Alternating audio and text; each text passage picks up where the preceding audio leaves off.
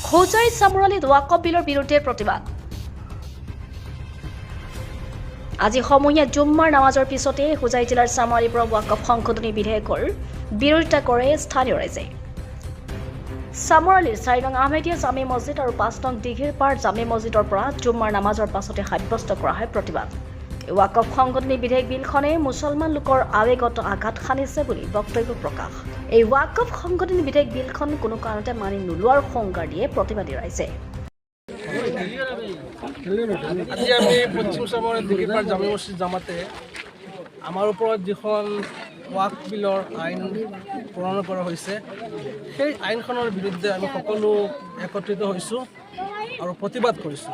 কাৰণটো হৈছে ভাৰতবৰ্ষ স্বাধীন হোৱাৰ পিছৰে পৰা মুছলিম পাৰ্চনেল ল' বৰ্ডৰ আণ্ডাৰত যিখিনি মাটি আছিলে সেই মাটিখিনি এতিয়া বিজেপি চৰকাৰে ল'ব বিচাৰিছে।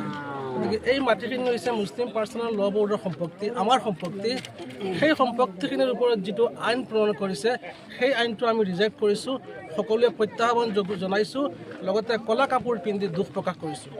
গতিকে আমি আহ্বান কৰিম ভাৰত চৰকাৰ তথা অসম চৰকাৰক যাতে অতি শীঘ্ৰে এই আইনটো উঠাই আমাক ন্যায় দিয়ে, তাৰ বাবে আমি সকলো একমত। মাননীয় সুপ্ৰিম কোৰ্টকো আমি অনুৰোধ জনাইছোঁ, মাননীয় হাইকোৰ্টকো আমি অনুৰোধ জনাইছোঁ, মাননীয় আদালত তথা চৰকাৰকো আমি অনুৰোধ জনাইছোঁ যাতে যিহেতু আমি ভাৰতবৰ্ষৰ নাগৰিক হৈছোঁ, ভাৰতবৰ্ষ হৈছে এখন গণতান্ত্ৰিক ৰাজ্য, গণতান্ত্ৰিক ৰাষ্ট্ৰ, য'ত নেকি জাতি ধৰ্ম ভাষা বৰ্ণ নিৰ্বিশেষ আমি সকলোৱে একেলগে বাস কৰিছোঁ, তাত কোনো ভেদাভেদ থাকিব নালাগে। গতিকে এই আইনখন ৰিজেক্ট কৰিব লাগে, আমাক ন্যায় দিব লাগে। আশাও আছে ইনশাআল্লাহ। নিউজ ডেস্ক ৰিপোৰ্ট, খবৰ খাটাং।